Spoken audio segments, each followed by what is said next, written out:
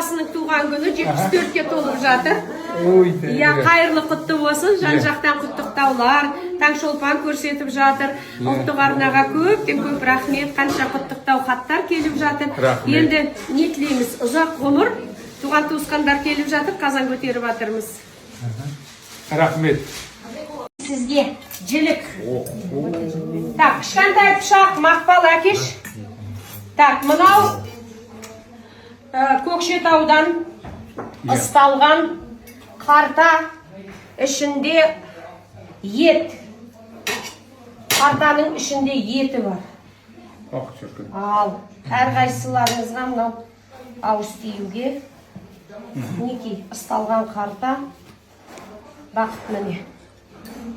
Алшы. Қайсар міне.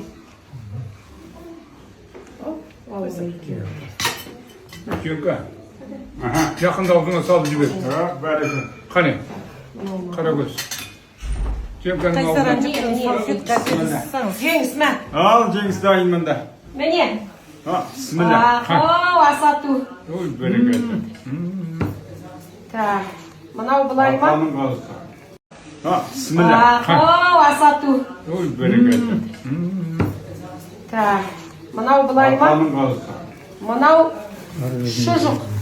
Мен өзіме. Еңішкір дейм. Қақталған ғой өлі? Қақталған, ысталған. Мынау бекзатқа. Так, Толған dur. ысталған. Мынау шұжық. Салдым ғой. Сенде бар ма? Папасы қалай екен? Ой, керемет. Мынау шұжық. Мынау найзағай айтылып жатыр мына жақта. Жігіттер келіп. Бүгін Досекеңнің туған күні. Аллаға шүкір, тәуба деп айтайық. 74-ке келген де бар, келмеген де бар. Жылда қазан көтеріп туған күнді атаймыз. 7-де келеді қонақтарымыз бар, сондықтан бір табақ мына жерде.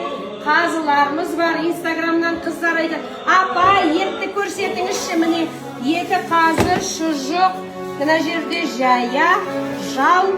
Мына бір омыртқаны қазір салам.